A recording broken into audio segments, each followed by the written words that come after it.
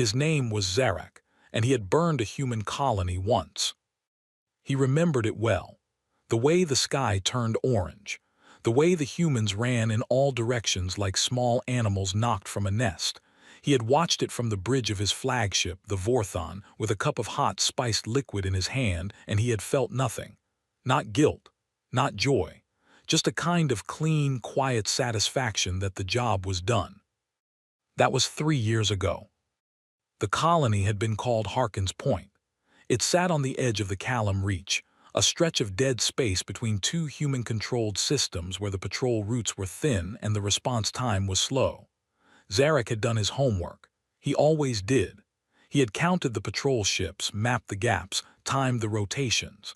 Then he had moved in fast, hit hard, and left before anyone could organize a proper response. 41 ships in his fleet. 2 human patrol vessels destroyed. The colony's defense grid knocked out in the first 12 minutes. The settlement itself, 6,000 people, a mining operation, 3 water processing stations, reduced to twisted metal and scorched ground in under an hour. He had not stayed to watch the humans pick through the wreckage. That was not his style. He got in, he did what he came to do, and he left. The humans would be angry, he had thought. They would file reports. They would hold meetings. They would talk about consequences and justice and all the soft words that soft species use when they do not have the stomach to do anything real. He had been wrong about that part. Zarak was not a stupid creature. He was, in fact, extraordinarily smart enough to have built a mercenary fleet from 14 rusted ships and bad debts into one of the most feared independent war groups in 3-star systems. Smart enough to have survived 2 assassination attempts, 1 civil war on his home world, and a stint in a Kethori prison that would have killed most beings in the first month.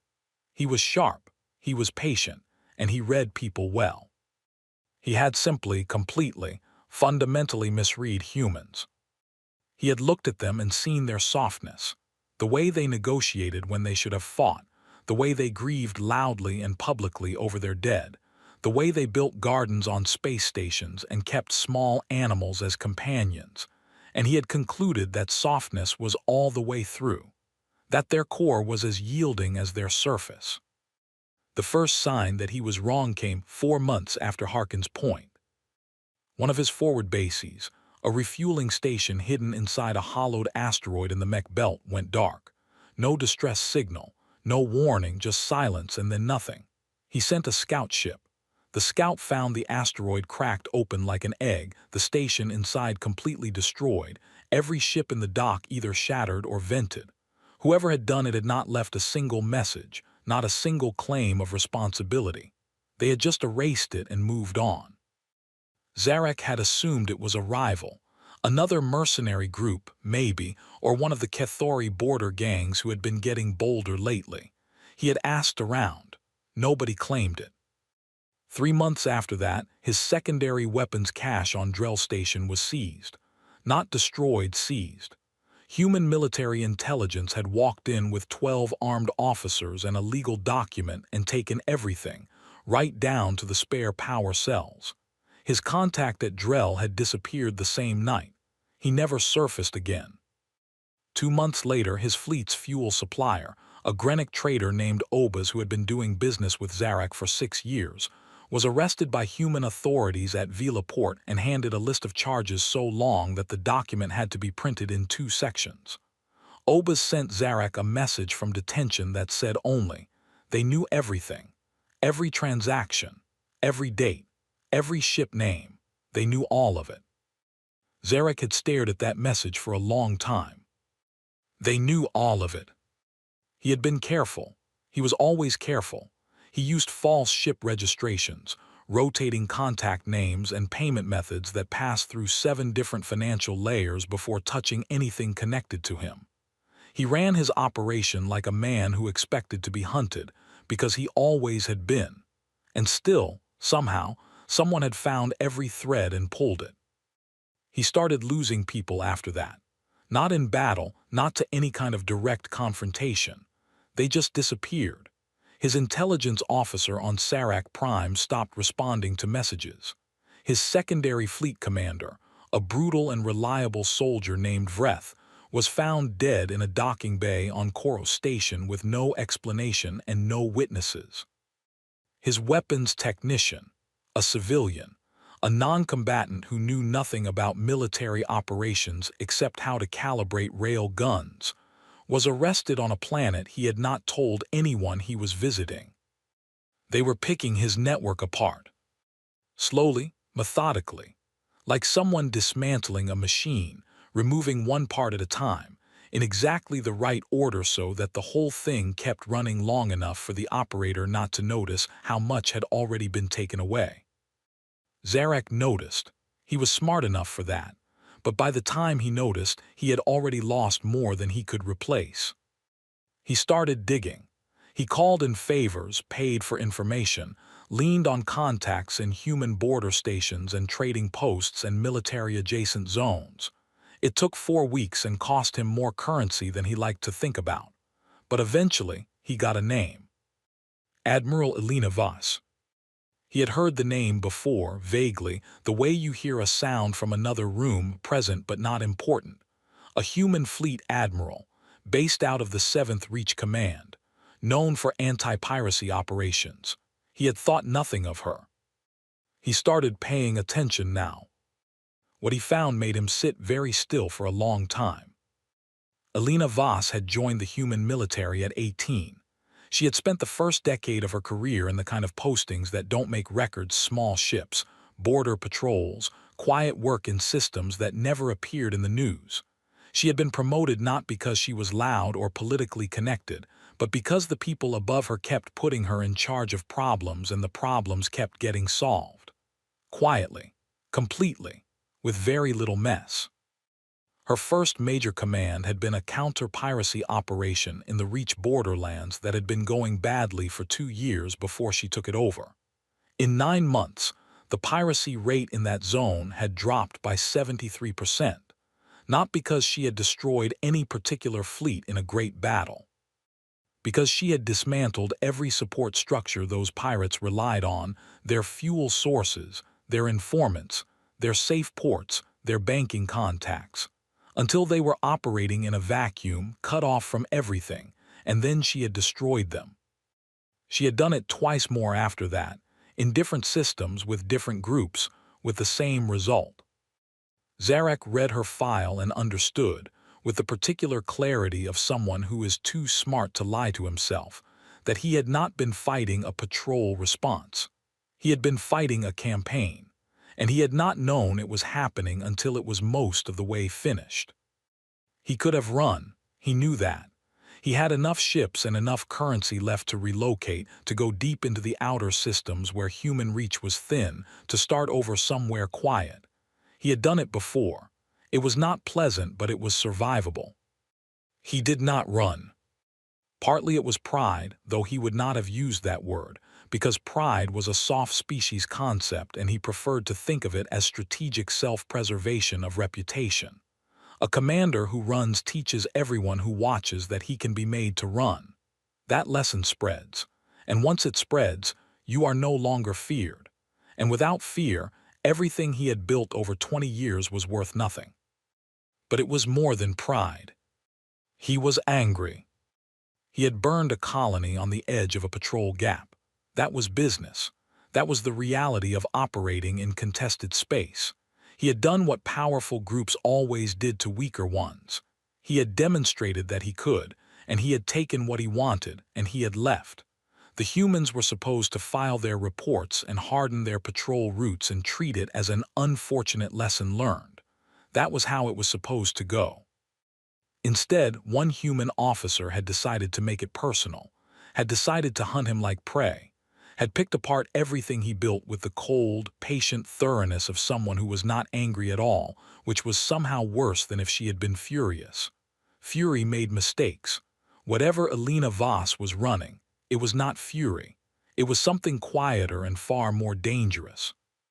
He had been treated like a problem to be solved, not an enemy to be feared. He found that unbearable. He pulled what was left of his fleet together.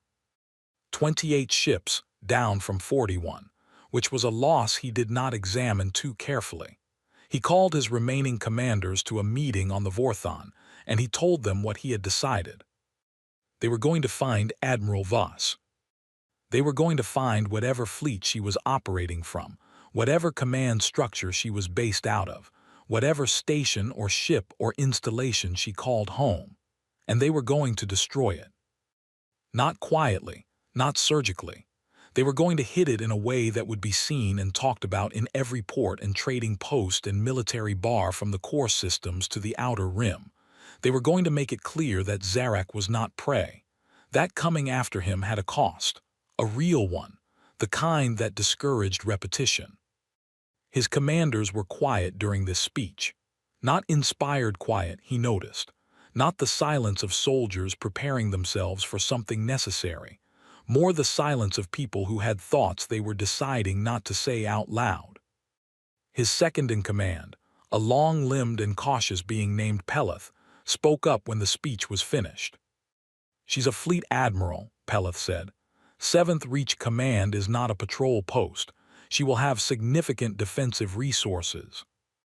"I know what she has," Zarak said. "We have lost a third of our strength in the past 8 months." "I know what we have lost." Peleth looked at him for a moment.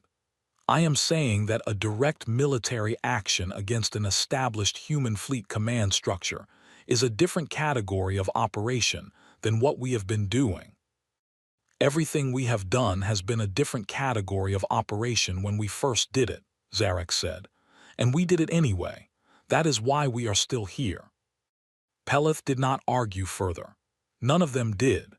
They had followed him for years, and he had always been right enough times to make the times he wasn't seem like acceptable variants. They trusted his judgment not because they were loyal in any sentimental way, but because it had paid well to trust it. They would trust it this time too. Zarak ordered the fleet to begin moving within the week.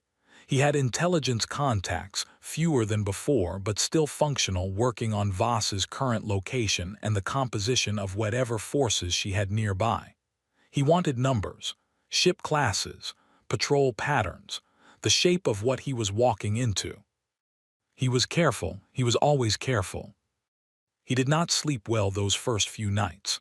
Not from fear, he had categorized what he felt, and fear was not the right word for it. More like a low-frequency vibration in the back of his mind, a warning signal from some part of him that was older and quieter than his conscious thought. Some part that had been watching this woman's file and was sending up a signal he didn't want to hear. He ignored it. He had ignored that signal before, many times. It had been wrong enough times to make ignoring it a defensible habit. He would ignore it now.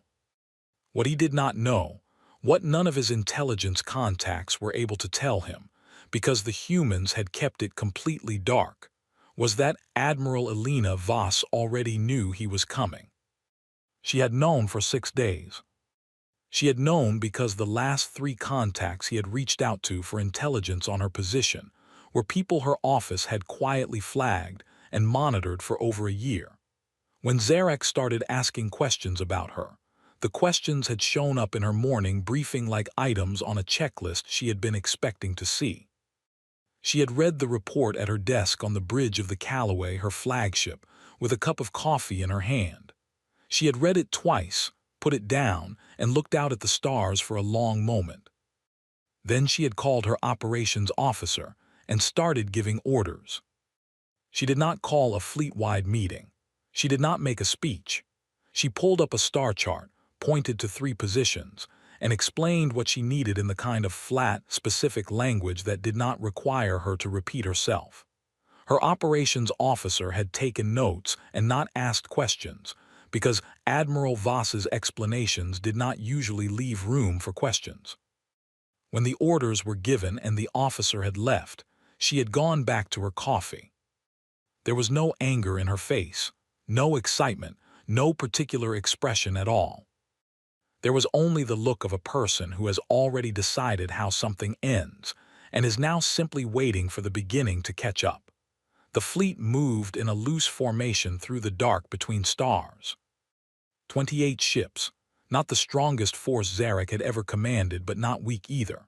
His flagship, the Vorthon Asterisk, was a heavy assault carrier, old, scarred, repaired so many times that some sections of her hull were a different color from the rest, but still running hot and mean. Around her moved 12 mid-class battle cruisers, 8 fast attack ships, and 7 support vessels. Enough to hit hard. Enough to absorb punishment if it came to that. The intelligence had taken longer than he wanted. His contacts, the ones who hadn't been arrested or disappeared, had to work carefully now. They knew they were being watched. Everyone in Zarek's network knew it. The information came in slowly in pieces, passed through so many layers of cutouts and dead drops that by the time it reached him, it was already 3 days old. But it was enough. Admiral Voss's primary base of operations was the Asterisk Callaway, a command carrier of the Meridian class, long and gray and bristling with weapons emplacements, the kind of ship that cost more to build than some planetary defense budgets. She was operating out of a semi-permanent position near the Cashin Gate, a navigational bottleneck at the edge of the 7th Reach where 3 patrol corridors converged. Her support group was listed as 14 vessels, a mix of destroyer-class and lighter frigates. 14 ships against 28. On paper, Zarek had the numbers. He knew it was not that simple. He was not a fool who read numbers without reading context, but he had fought against worse odds before and he had walked out of it. He had a plan. It was a good plan, aggressive, fast, designed to close the distance before Voss could get additional forces in range. Hit the Asterisk Callaway directly, destroy it or disable it, leave before a response could be organized. In, hard out. He had done it before. The first week of transit was quiet. His fleet moved through empty space, running minimal communications traffic to avoid the kind of signal footprint that got you noticed. The crew was tense but disciplined. His commanders held their sectors. The ships ran clean. On the 8th day, they picked up a human patrol. It was a small thing, 2 frigates running a standard sweep pattern through the outer edge of the Cashin approach zone. Routine, probably not expecting trouble. Zarek tracked them for 4 hours before deciding they posed no risk if left alone and no reward if engaged. He ordered his fleet to adjust their heading by 2 degrees and pass at long range, beyond easy sensor resolution. The patrol changed course. Not toward his fleet. At an angle, an adjustment that could have been coincidence, could have been a scheduled turn in their route. But it put them closer, and Zarek watched them for another hour before concluding that they had, in fact, detected something. Maybe a power signature. Maybe a sensor ping from one of the support ships running diagnostics. Something had caught their attention. The frigates transmitted a burst of encrypted communication and continued their adjusted course. Reporting in, most likely, which meant someone was now aware that there was traffic in this zone. Zarek convened a fast command, meeting on the Vorthon S bridge. "They've spotted us," said Vren, his tactical officer, a compact, gray-skinned being with the perpetual expression of someone calculating something. "We should assume they transmitted a position report." "Assume it," Zarek agreed. "What does it change?" "Our timeline. If they reported a fleet signature this far out, Voss will have some warning. She will have time to call in additional support if she has any available." "How long to the gate at current speed?" 4 days, 3 if we push." "Do we know what else is in range that she could call?" Vren consulted his panel. "The intelligence we have suggests 2 patrol squadrons within a day's transit of Cashin, 4 to 6 ships each, possibly more." Zarek looked at the star chart. The math was straightforward. If Voss called in both squadrons before he arrived, she could have 22 ships waiting. Still not as many as his fleet. Still a fight he could win if he was fast enough and hit hard enough. "Push the speed," he said. 3 days, and take those frigates down before they can transmit again." The 2 human frigates were fast ships. They were, in fact. faster than anything in Zarek's fleet except the attack ships, and they proved it immediately. The moment his pursuit ships moved, the frigates turned and ran. They did not fight. They scattered, each going in a different direction, zigzagging at high speed through the dead space. They caught one, the other got away. Peleth watched the escaping frigates' drive signature fade on the long-range sensors, and said nothing for a long moment. "One made it out," he said finally. "Yes," Zarek said. "They ran very fast. They are built for speed, it happens." Peleth was quiet again. Then, "They ran before we closed to weapons range. The moment our attack ships moved, they separated and ran." "What is your point, Peleth?" "Standard doctrine for a frigate crew that spots a superior force is to maintain visual contact, transmit continuously, and evade. They do not run blind at full speed and scatter in separate directions. That pattern is more consistent with," he paused, choosing his word carefully, "extraction." "You think they were placed there on purpose?" "I think it is a possibility worth considering."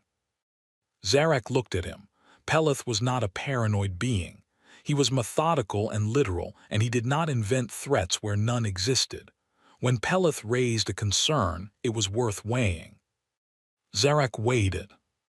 "If Voss placed them there," he said slowly, "she placed them there to know where we are and what heading we're running, which means she already knew we were coming. Or she suspected, and now she knows. It changes very little. She will position her fleet, call in whatever support is available, and wait for us. The same battle, just with more preparation on her side." More preparation on her side is not a small thing. It also means she has committed. She is not going to scatter or withdraw. She is going to meet us at the gate, and she is going to have arranged herself for a defensive engagement. Zarek leaned over the chart. "Defensive engagements favor numbers. I have the numbers." Peleth did not look entirely convinced, but he stopped arguing. That was his way. He raised the concern, and if Zarek dismissed it, Peleth cataloged it and returned to his duties without drama. He had been doing this for years. It was one of the reasons Zarek kept him. They pushed a 3-day transit speed. On the second day, they passed through the outer margin of the Cashin approach corridor, a stretch of space defined by 2 large, slowly rotating dust clouds that served as natural navigation markers. It was the kind of terrain that sensor systems found annoying, full of false returns and background scatter that required manual filtering. Zarek had accounted for this. He ordered tighter formation, shorter sensor ranges, visual confirmation protocols. He had fought in worse visibility. The first engagement came on the second day, early evening by ship's clock. 4 human ships, destroyer class, appeared out of the dust cloud on the fleet's port side.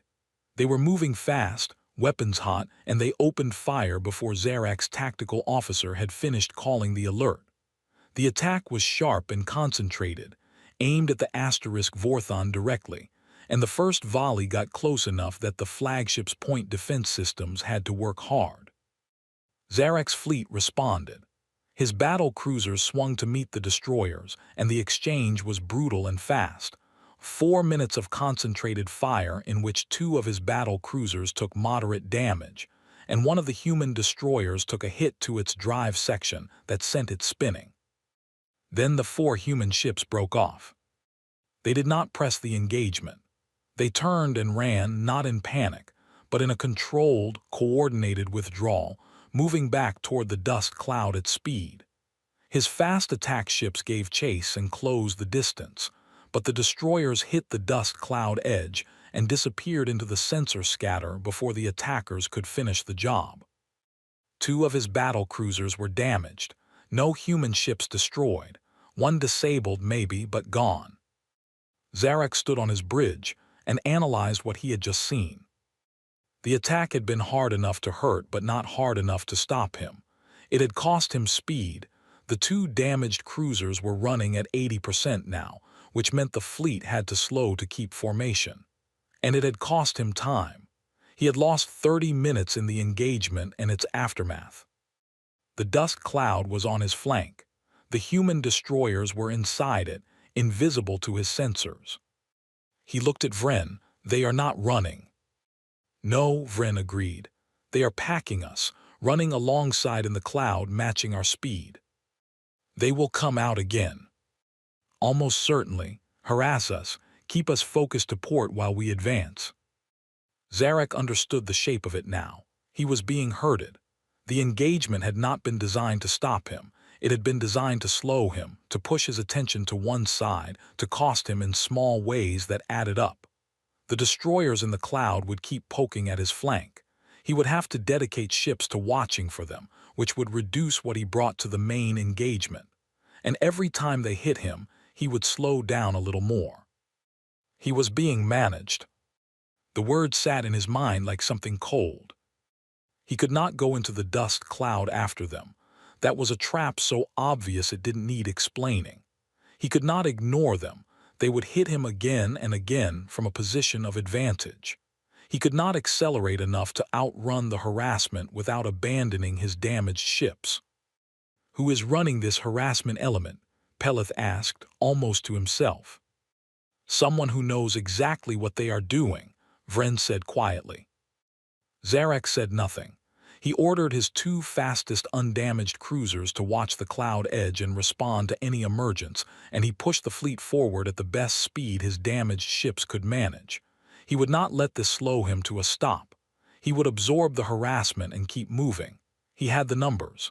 He had the firepower. The gate was still 1 day ahead. He would get there. That night, or what the ship's clock called night, the 6 hours of dimmed lighting that served as rest cycle.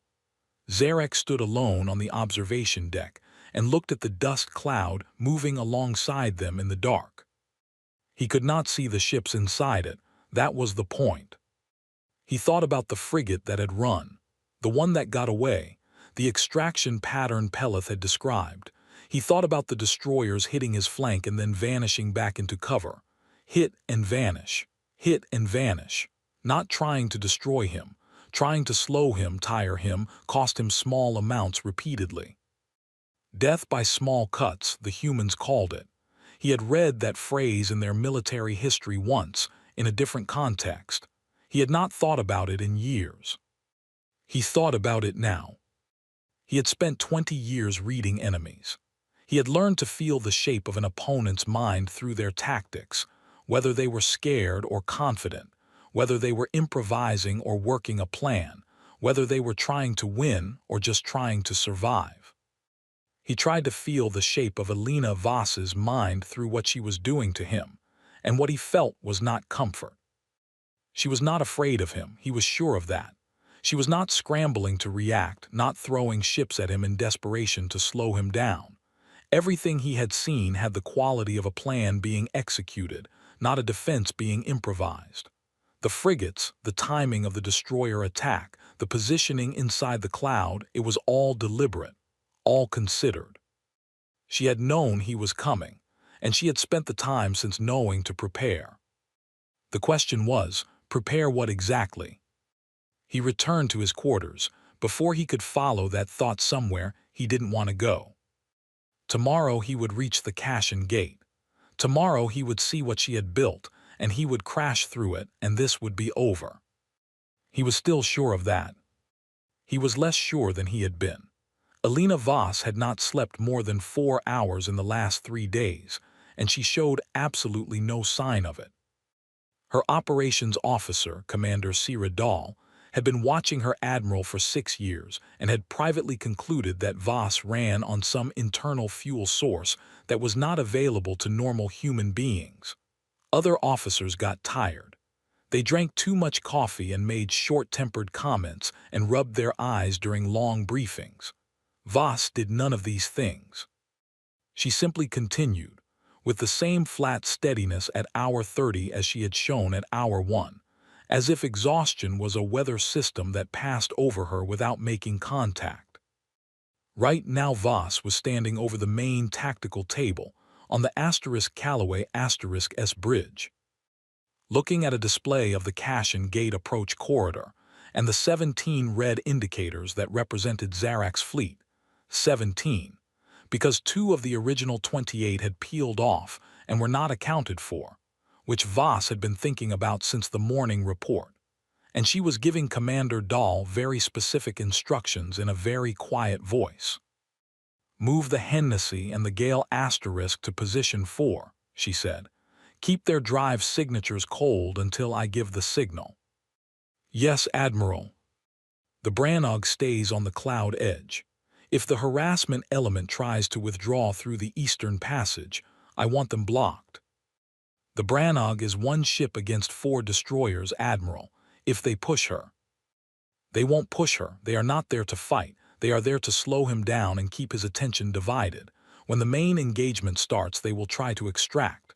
She pointed to the Eastern Passage on the display. "If I block the extraction route, they have to choose between staying in the cloud, useless, or coming out to engage. Either way, they are no longer affecting the main fight." She looked up at Dahl. "They will not push the Brannog Asterisk.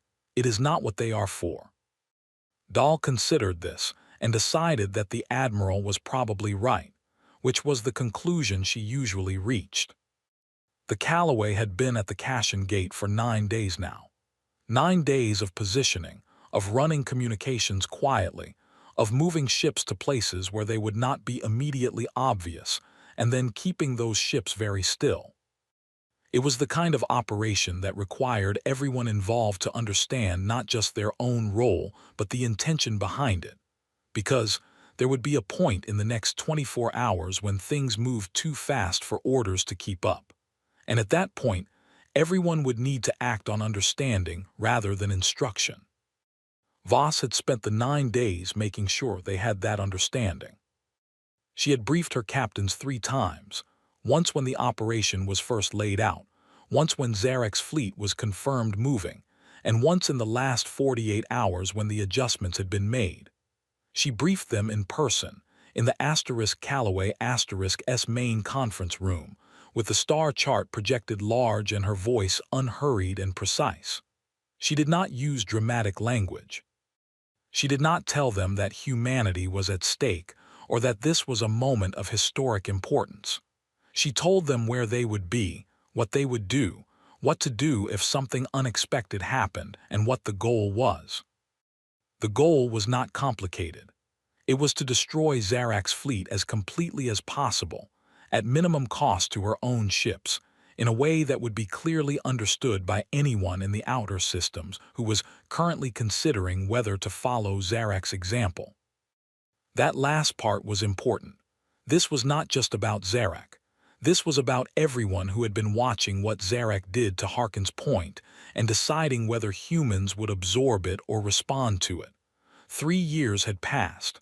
People were drawing conclusions about what that meant. Voss intended to clarify things. Her captains had left the last briefing in the particular silence of people who have been handed a well-constructed plan and have run it through their minds and found no obvious gaps. That silence meant more to her than enthusiasm. Enthusiasm faded. Confidence built on a solid plan did not. On the 6th day at the gate, the 2 patrol squadrons she had requested arrived. Commander Dahl had met her in the corridor with the report, and Voss had said good and continued walking. 14 additional ships, a mix of frigates and light cruisers, had folded themselves into her disposition quietly. No celebration. The pieces were in place. On the 8th day, Lieutenant Commander Pell, her intelligence officer, a young man who worked with the focused intensity of someone who knew that what he found changed what happened to real people, had brought her updated information on the 2 ships from Zarek's fleet that had separated from the main group. "Best interpretation is a flanking element," Pell had said. "They've gone wide, around the southern dust boundary. They would be in position to hit the gate from below during a main engagement, below and behind, essentially, which would catch any defensive formation oriented forward." Timeline. If the main fleet reaches the gate in approximately 20 hours as projected, and the flanking element maintains current speed, they arrive about 40 minutes after the main engagement starts, maybe 35. Voss had looked at the display for a moment. That is actually a reasonable plan. Yes, Admiral. He is not stupid. No, Admiral. She had made 2 adjustments to her disposition, repositioned one ship, and returned to the tactical table. She did not seem concerned by the flanking element. She seemed faintly interested in it, the way someone looks at a puzzle piece that fits a space they had been expecting to fill. Commander Dahl watched her Admiral work and tried, not for the first time, to understand what it was like inside Voss's mind. Other commanders she had served under had been confident or not, decisive or not, brave or not. Voss seemed to operate at a different level of the game entirely, as if she were not playing the same match everyone else was playing, but a longer version of it that had started earlier and would run later, and the specific engagement right in front of her was just one move in a sequence she had already mapped several moves further. It was not arrogance. Arrogant commanders overestimated themselves and underestimated opponents. Voss did neither. She estimated everything with the same flat precision, her own ship's capabilities, her enemies, the terrain, the timelines, the ways things could go wrong. She just estimated very well. He has 2 damaged cruisers in his formation now, Pell said from his station at the far end of the bridge, running at reduced speed. The whole formation has slowed to keep them in position. He won't leave them behind, Voss said. No, Admiral, they are in his center. That is a loyalty that costs him. She said it without judgment as a simple observation. Mark their positions. In the main engagement, they will be slower to respond to heading changes. When the flanking moves begin, they will lag. Noted. She straightened up from the table and rolled her neck once, the only visible concession to the physical reality of 3 days' insufficient sleep, and looked at the forward viewport. The gate itself was not a physical structure. It was a navigational concept, the convergence of 3 natural corridors through the dust fields, the point where any fleet moving through this region of space would inevitably funnel, because the alternative routes took 3 times as long and ran through the kind of deep empty space where a fleet could get genuinely lost for days. Zarek was coming through the gate because there was no practical way to come from where he had started to where she was without coming through the gate. She had chosen to base herself here 9 days ago, knowing he would eventually come through it. The dust fields themselves were the other element. They were not ideal for concealment. The scatter played havoc with some sensor types but not others, but they were ideal for positioning. For putting ships somewhere they would not be immediately visible on approach, keeping drive signatures cold, running quiet. For making the shape of your fleet invisible until the moment you wanted it seen. She had put ships in 3 positions inside the cloud. She had put ships at the gate itself. She had put ships at the southern approach, waiting for Zarek's flanking element. And she had put ships on the direct approach line between her position and his, in the form of the destroyer harassment element that had been bleeding him slow for the past day and a half. She had 29 ships in total. He had 28, 2 of them damaged, and he did not know where most of her 29 were. This was the thing that she had understood 20 years ago, as a young officer watching senior commanders who made the same mistake over and over. The battle was mostly decided before the first shot was fired. The preparation was the fight. The shooting was just the confirmation. Admiral, Pell's voice had a quality she recognized, the slightly tightened tone he used when a report was significant. Zarek's fleet has just crossed the outer gate marker. She turned back to the table. Red indicators, 17 of them, moving through the entry corridor. She could see the 2 damaged cruisers in the middle of the formation, running slightly ragged compared to the rest. She could see his fast attack ships on the wings, alert and aggressive. She could see his flagship, the Vorthon Asterisk, at the center of it all. Large and scarred, and coming forward without hesitation. He was not slowing down. She had not expected him to. He was the kind of commander who believed in commitment. Once you decided to do a thing, you did it without holding back, because holding back gave your opponent time to read you and adjust. It was a real principle, and it had served him well for 20 years. It was about to fail him for the first time. "Status on our positions," she said. "All ships report ready," Dahl said. "Positions 4 and 7, drives cold holding. Brannog on cloud edge, eastern passage blocked. Second squadron standing by at waypoint Alpha. The Hennessy and Gale confirm position 4, cold and dark." "And the southern position?" "Commander Torres confirms, waiting." Voss looked at the display. Zarek's fleet was through the gate now, fully inside the approach corridor, committed to the heading that brought them toward the Callaway S position. He could see her. She had made the Callaway visible, sitting at the far end of the corridor with her 6 support ships around her, a target that looked manageable if you had 28 ships and were feeling aggressive. She was the bait. She knew she was the bait. She had designed herself as the bait deliberately and had then placed the hook. He was heading straight for her.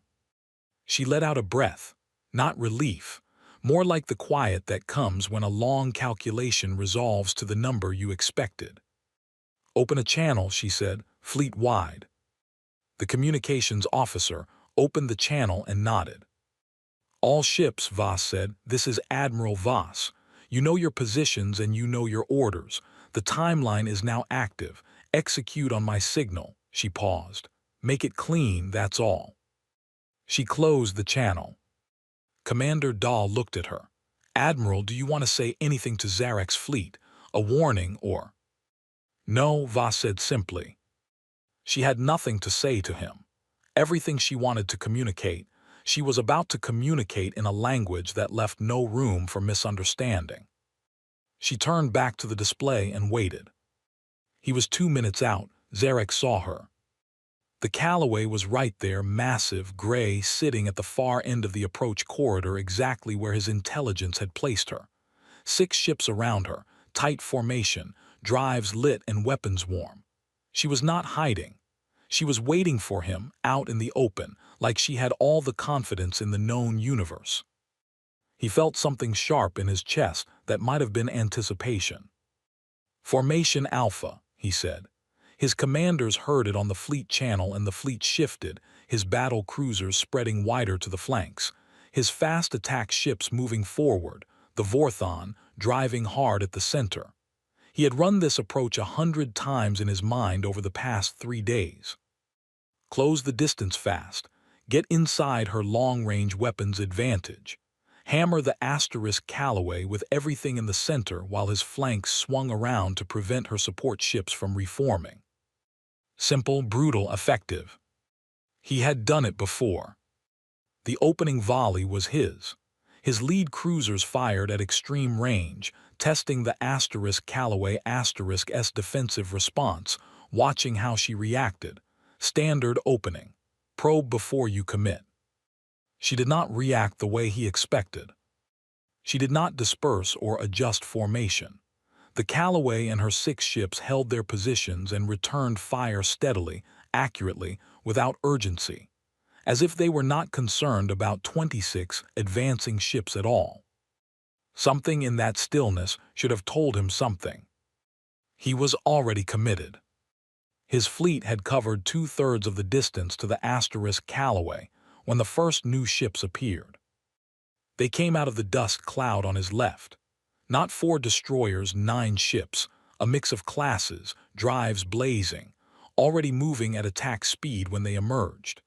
They had been sitting cold inside the cloud, invisible to his sensors for however long it had taken him to cover this corridor, and now they were out and on him, and the distance between them was nothing. He had perhaps 3 seconds to absorb this before the right side erupted.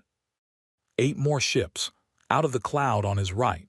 Same speed, same precision, coming from an angle that caught the edge of his formation where his ships were most spread.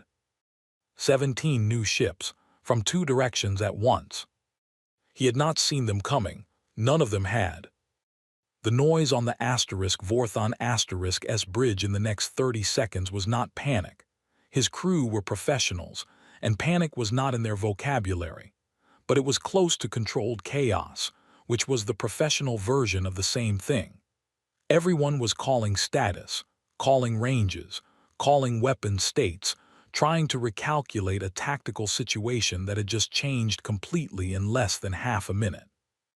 Contact port, 9 ships confirmed bearing. Starboard element moving to envelop the right flank. Forward group still closing, Callaway has fired. The Drevath asterisk is hit drive section, she's slowing. Zarak stood at the center of it and did what he had learned to do in 20 years of fighting. He looked at the whole picture instead of any one piece of it. What he saw was a box. He was inside a box. The Callaway and her 6 ships ahead of him, 9 ships on his left, 8 on his right. And if the box was complete, if Voss had planned this as completely as everything else she had done, there would be something behind him too. Either ships moving to block the gate, or the possibility that his flanking element was already compromised. He pushed that thought to the back and dealt with what was immediate. Full dispersal, he said. Break the formation, engage by element. Peleth take the port side. Vren coordinate the defense of the asterisk Vorthon asterisk. Peleth was already moving. He had 5 cruisers and 4 attack ships under his immediate command, and he swung them hard to meet the 9 ships coming from the left. The exchange was immediate and savage. His cruisers had more mass and firepower at close range, and the first 90 seconds of that engagement went Peleth's way. 2 of the incoming human ships taking heavy damage before the human commander adjusted and started working the angles, spreading the attack, forcing Peleth's formation to turn in multiple directions at once. On the right, the 8 human ships were faster. They did not engage the battle cruisers directly. They went after the attack ships on the wing, faster vessels matching faster vessels, and they moved with a kind of coordinated precision that told Zarak they had rehearsed this. They knew exactly where to be. They did not improvise. They executed. And the Callaway kept coming. That was the part he had not counted on. He had assumed that once he closed the distance and the flanking ships emerged, the Callaway would hold her position and let the flanking attack do its work. Instead, she was driving forward, using the chaos on his flanks to close the remaining gap, and her 6 support ships had spread into a pattern that looked less like a defensive formation and more like a net. The first volley to hit the Vorthon came from the asterisk Callaway at medium range. It was well aimed, not the random fire of a ship shooting into a melee, but targeted, specific shots at the asterisk Vorthon asterisk S forward weapons platforms. 2 of his main battery guns went dark. The Vorthon shuddered and her lights flickered for a moment and then steadied. Vren was shooting back. The Vorthon had weight and power, and her return fire was not nothing. One of the Callaway asterisk S support ships took a hit to the hull and pulled off the line, venting atmosphere. Progress. Small but real. Then the communication came from his flanking element. Commander Tareth, running the 2 ships he had sent on the southern route, had a voice that was normally flat and professional. The voice that came through the channel now was neither. We have contact 6 human ships, southern approach. They were waiting, they knew our route, they are in perfect blocking position, we cannot. The channel cut to static. Not the static of interference, the static of a ship that had stopped transmitting. Zarak stared at the communications panel. Tareth, gone. His flanking element had run into a full blocking force, and they had been destroyed so fast that the report and the end had arrived almost simultaneously. The Vorthon shook again, harder this time. Vren called out damage. 2 more weapons platforms offline, hull breach in Deck 7, port shield emitters at 60%.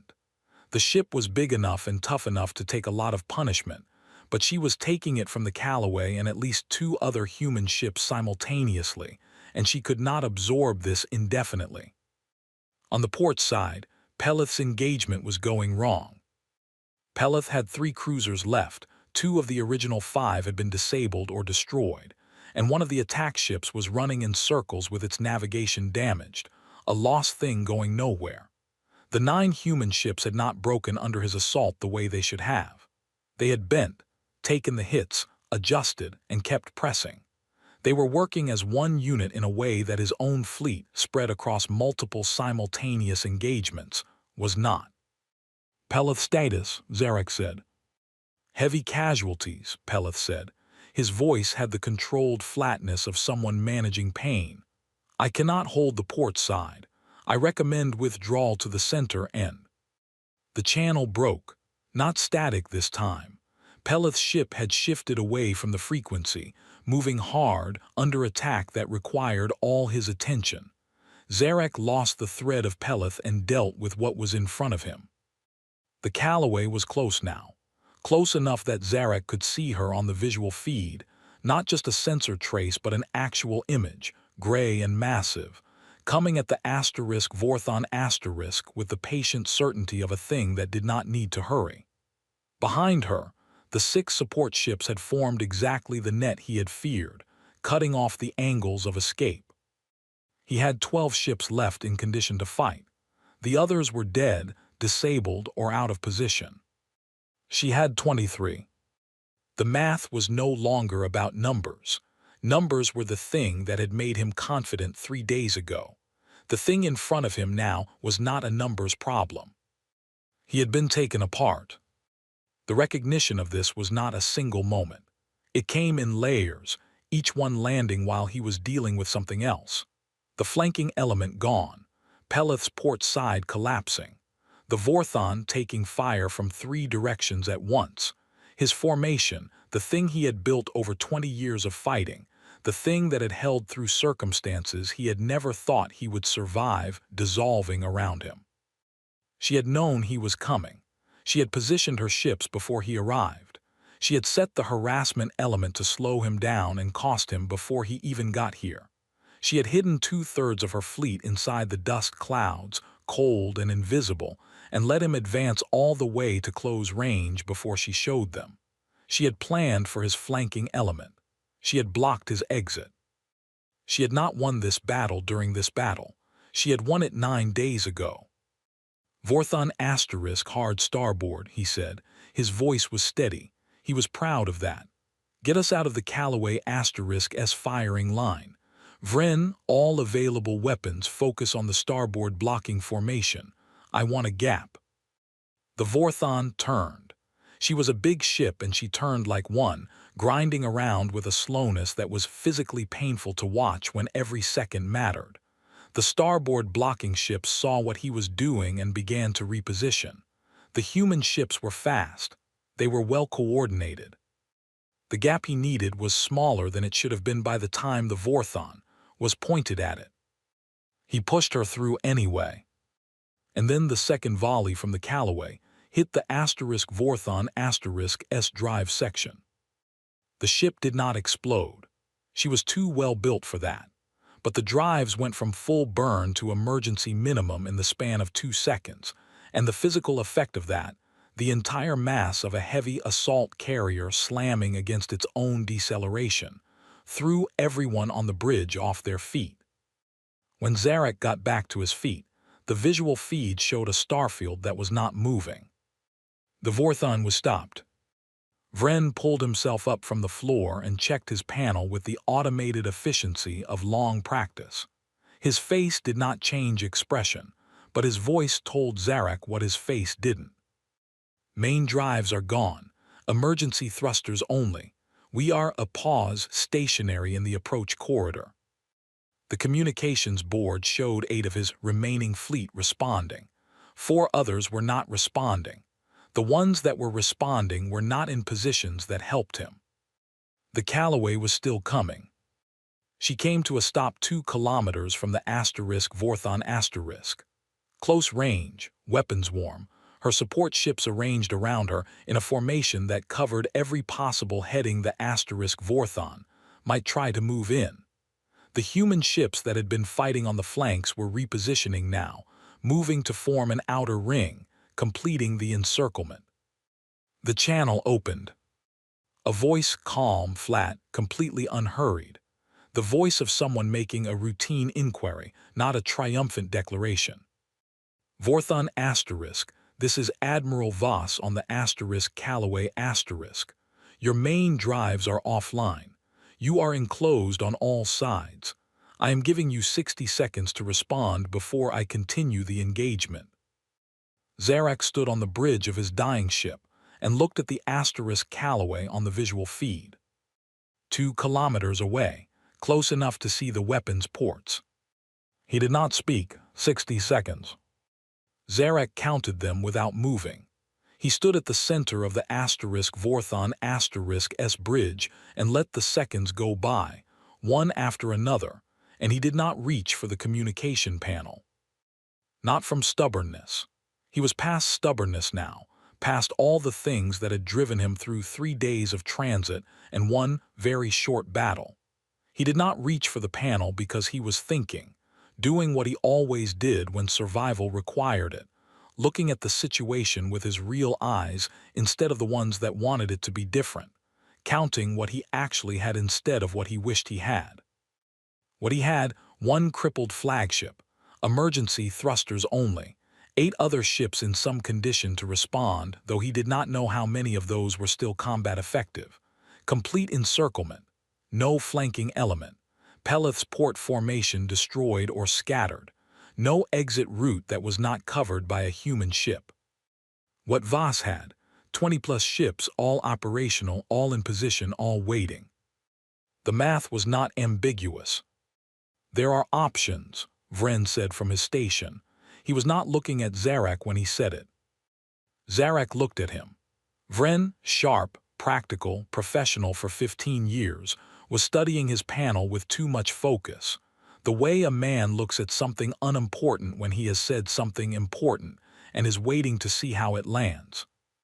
Say it, Zarak said. The Vorthon has secondary weapons fully operational. We have a short window before they complete the encirclement, maybe 4 minutes before the outer ring closes all the angles. If we fire everything we have at the Callaway right now, we disable our own ship doing it. We burn every system we have left. Yes, but if we take the asterisk Callaway down in that exchange. We do not take the asterisk Callaway asterisk down. Zarak said it plainly, not with bitterness, just as a true thing. She is not damaged, we are. We fire everything we have and maybe we hurt her, maybe we don't, and either way we have nothing left. He paused. That is not an option. That is the end of options dressed up to look like one. Vren was quiet. On the communication board, the 60-second marker passed. Voss's voice came back immediately. She had been watching the clock too. Vorthon asterisk, your time has passed. I am resuming the engagement in 30 seconds. If you wish to respond before then, respond now. Zarak had made decisions in desperate situations before. He had made decisions that had cost people their lives, his own people, people under his command, and people who had been in his way. He had made those decisions without excessive internal drama, because excessive internal drama was a luxury you could not afford when things were moving fast, and the cost of hesitation was worse than the cost of being wrong. He was having a harder time with this one. Not because he was afraid. He was afraid, he could feel that clearly, but fear was familiar and manageable. He was having a harder time because for the first time in 20 years he could not see a way through. Every time he had been in a bad situation, there had been a direction, a gap, something to push toward. The ability to move was everything. It was what had kept him alive and what had made him what he was. Movement, aggression, the refusal to accept the situation as fixed. The situation was fixed. He reached for the communication panel. The channel opened. He could hear faintly in the background the controlled noise of a busy bridge, efficient, focused, the sound of people doing their jobs well. This is Zarak, he said, commander of the asterisk Vorthon asterisk. He paused for one moment. What are your terms? A pause on the other end, 2 seconds, maybe 3. Surrender of all remaining vessels, Voss said. Shutdown of weapons systems, drives to minimum, and active cooperation with boarding. Full crew safety guaranteed during boarding. You personally will be held for transfer to human military jurisdiction. He had expected something like this. Surrender was surrender across species. The shape of it was always the same. My crew, he said, non-combatant support personnel. There are 22 of them, maintenance workers, medical. All crew are covered under the guarantee I just stated. He believed her. He did not entirely know why he believed her. He did not know this woman, had never met her, had been trying to destroy everything she represented until about 4 minutes ago. But her voice had the quality of someone who did not say things they didn't mean, who considered words as instruments to be used precisely and not carelessly, and something in him that had read enemies for 20 years read her voice and believed it. He looked around the bridge. His crew, 12 men and women and beings who had been with him on this ship for years, were all looking at him. Vren, his tactical officer who had filed 15 years of clean and professional service and had a family on a station in the mech belt, and had signed on to fight, not to die unnecessarily on a crippled ship surrounded by 30 guns.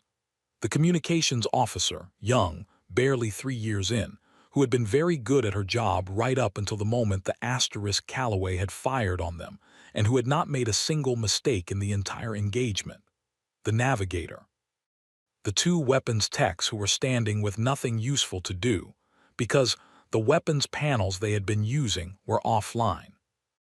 They were not afraid, they were waiting. They were waiting for him to make the last call. Fleet Channel, he said to the communications officer. She opened it. This is Zarek, all ships stand down.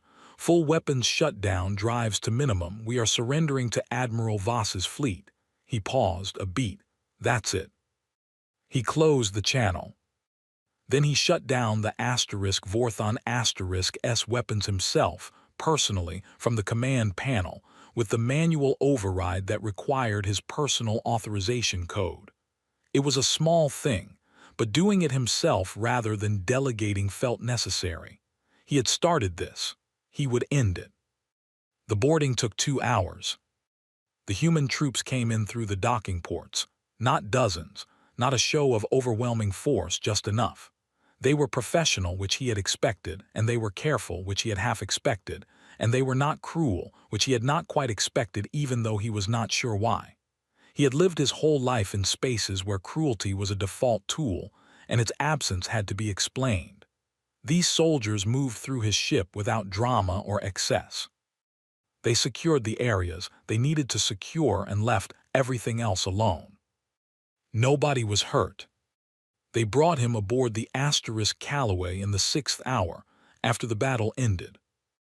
The Calloway was big up close, bigger than the asterisk Vorthon asterisk, longer and heavier, built with the kind of intention that went into things meant to last and meant to be taken seriously.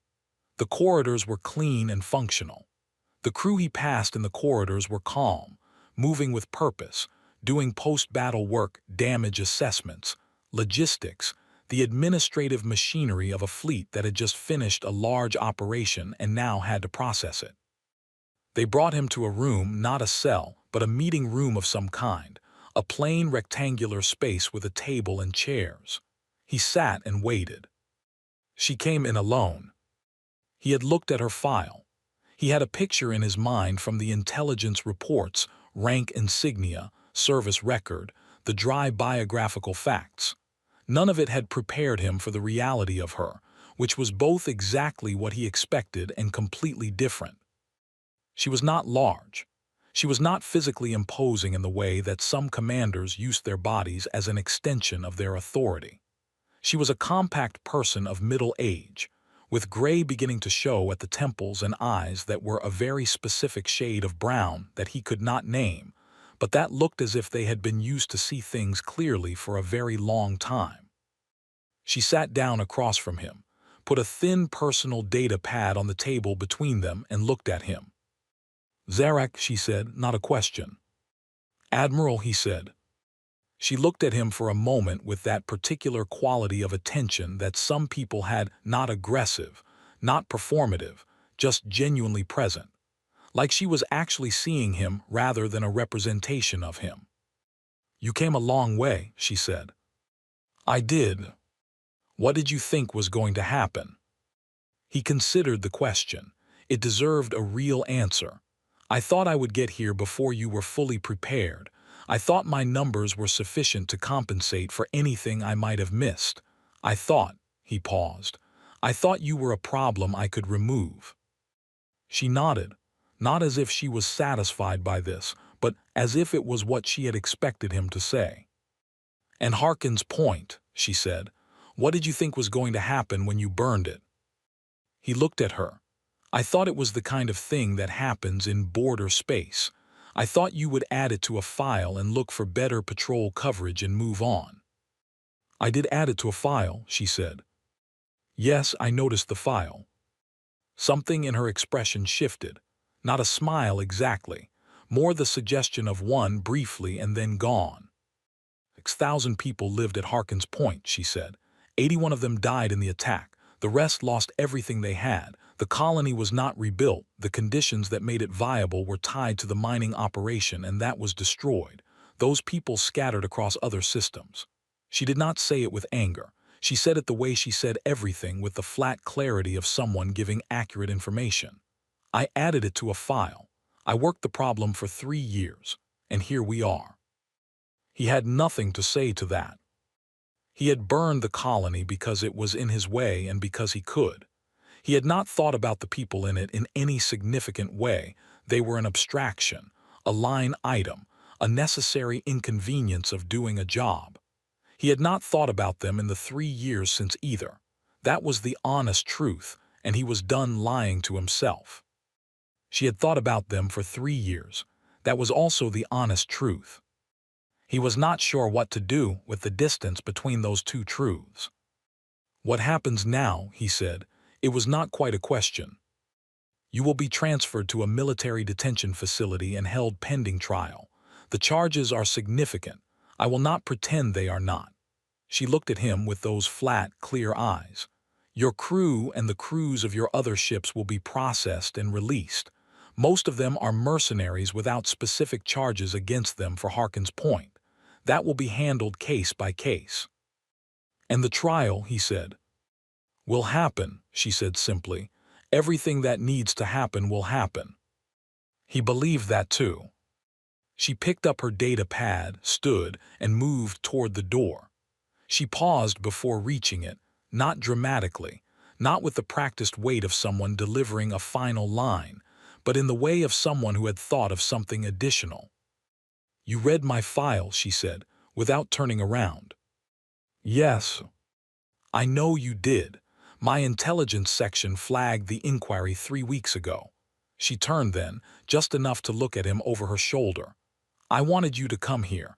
I wanted you to know enough to make a deliberate choice to come here." He looked at her. "Because this was not just about you," she said. "You understand that." He understood it. The outer systems were watching. Every independent commander, every mercenary group, every warlord sitting on the edge of human-controlled space and deciding what kind of risk a human colony represented, they were watching.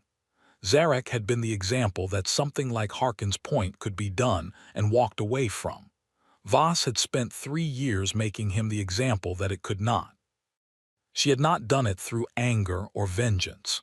She had done it through 3 years of patient work and one clean engagement at the Cashin Gate, and she had let him come to her so that, when it was over, there would be no ambiguity about what had happened. He had chosen her. He had come here looking for revenge. He had got the wrong Admiral. She left without saying anything else. The door closed.